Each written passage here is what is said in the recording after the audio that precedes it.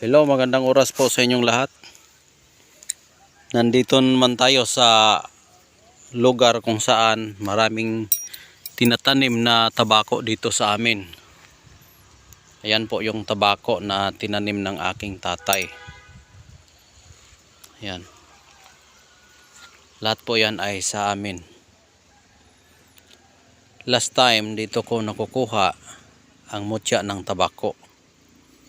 At ngayon na naman, meron naman tayong hinahanap dito na mutya na nagpaparamdam sa atin. Kung titingnan nyo, gumagalaw po yung mga dahon ng tabako.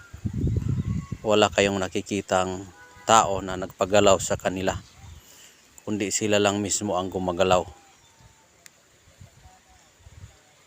Sila lang mismo ang gumagalaw niyan. Yan. Samahan nyo ako na hahanapin yung mutya dito. Dahil nga meron tayong kaibigan na mga engkanto na hindi natin makikita, yung mga mababait na engkanto. Dahil nga dito sa lupa ay hindi lang tayo ang nakatira dito. Mayroon ding nakatira na hindi natin makikita sa mga tao na ordinaryong tao na wala silang mga third eye. Karamihan sa makakita yung may third eye. Kaya nandito ako ngayon. Subukan kong hahanapin yung mutya dito na ibinigay sa atin ng ating mga amigo.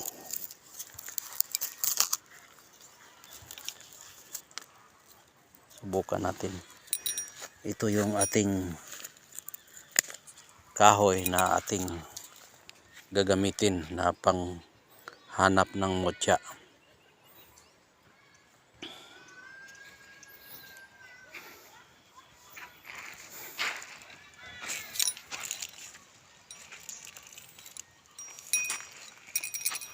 Hanapin natin yung mutya dito.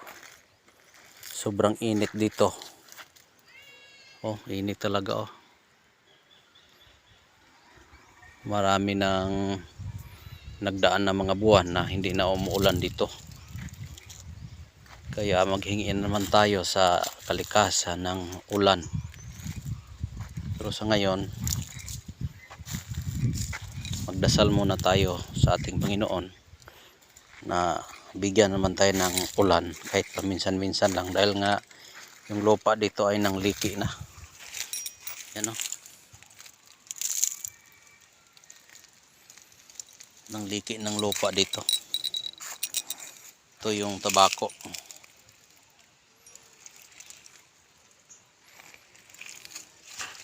Dito tayo maghanap ng mutya.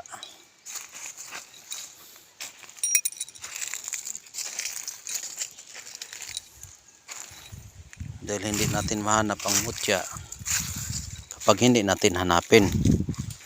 May butas oh.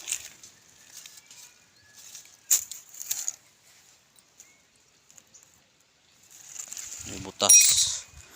Malalaki yung mga butas dito. Dahil tag-init, yung lupa ay nangliki na. Yan o.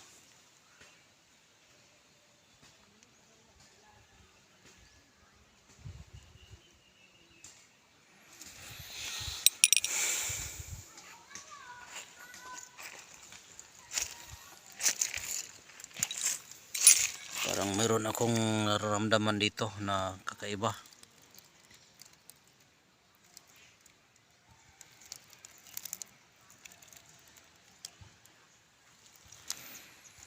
Yan po ang puno ng tabako.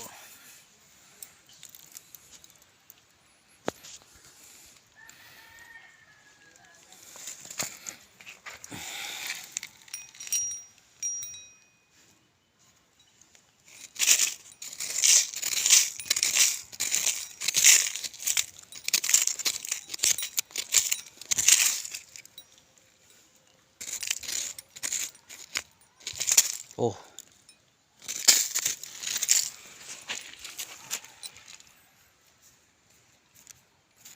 Kita nyo ba yan?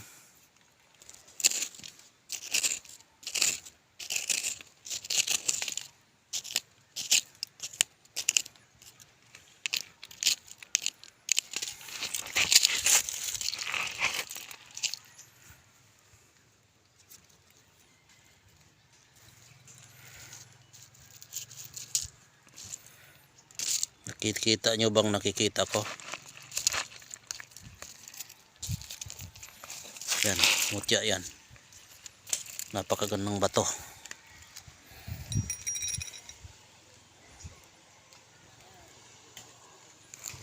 Yan.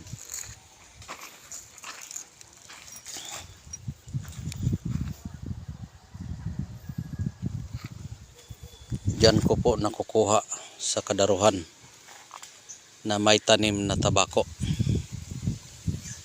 Dati may nakuha kong mutya dito na sa puno rin nakukuha ko.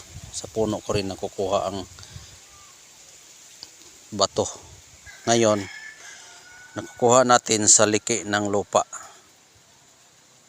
yung bato. Yan.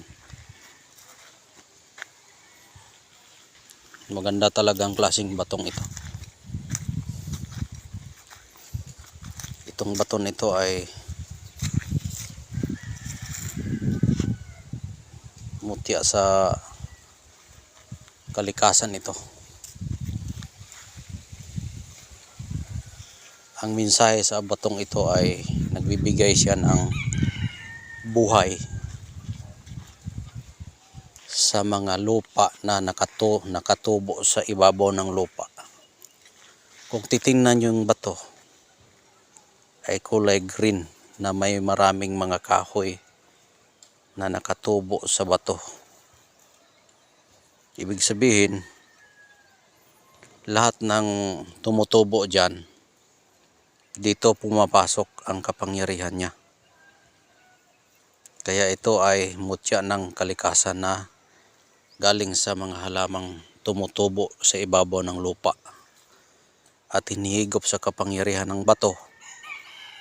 At dito siya ay nagiging virtudes at immortalis na nag-iipon-ipon, nagsama-samang hukbo upang magiging isang mutya na bato na pangantihan. Kaya itong batong pangantihan ay maganda ito gamitin sa anumang trahedya sa iyong buhay. Maaring ito'y pang proteksyon na panglito sa kalaban, maaring ito'y pang paswerte sa ating buhay. Dahil ito'y batong makabuhay na nagbibigay buhay sa mga halamang tumutubo dito. Kaya dito natin nakikita ang batong kulay green na kung titingnan yung maayos at espiritual ninyong pagtingin sa kapaligiran ay kulay green po yan. Yung tumutubo sa ibabaw ng lupa at kung bakit yan ating nakukuha dyan at nag-iipon-ipon yung kulay at nagliliwanag-liwanag, nag-iipon-ipon ang kanilang kapangyarihan para ito ay nagbibigay buhay sa mga lahat ng tumutubo dito. Kaya swerte tayo, ito'y ating nakukuha na ibinigay talaga sa atin.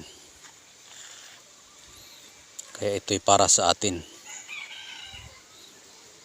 Yan, diyan natin nakukuha. Ang ibig sabihin po, diyan siya galing. Ang lahat ng tumutubo diyan ay ito ang may-ari.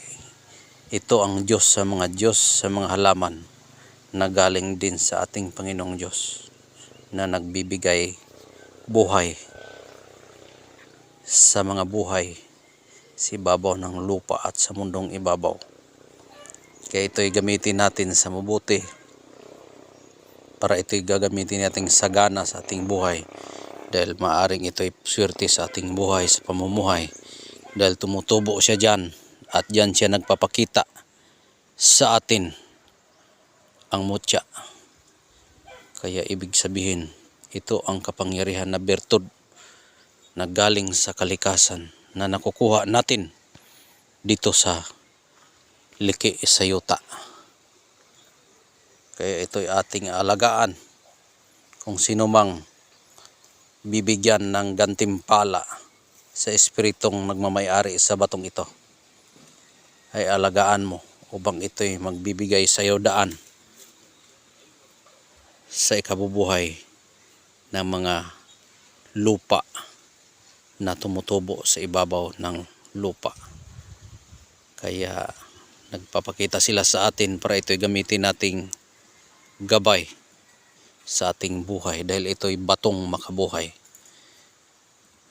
Nagbibigay buhay sa mga halamang tumutubo sa kadaruhan. Kaya yan po ang mensahe ng ating batong makabuhay na galing sa kadaruhan. Maraming salamat po, at marami pa sana akong sasabihin tungkol dito, pero wala na tayong oras at magpaalam na ako. Ingat po kayo palagi. Bye-bye. God bless po sa inyong lahat.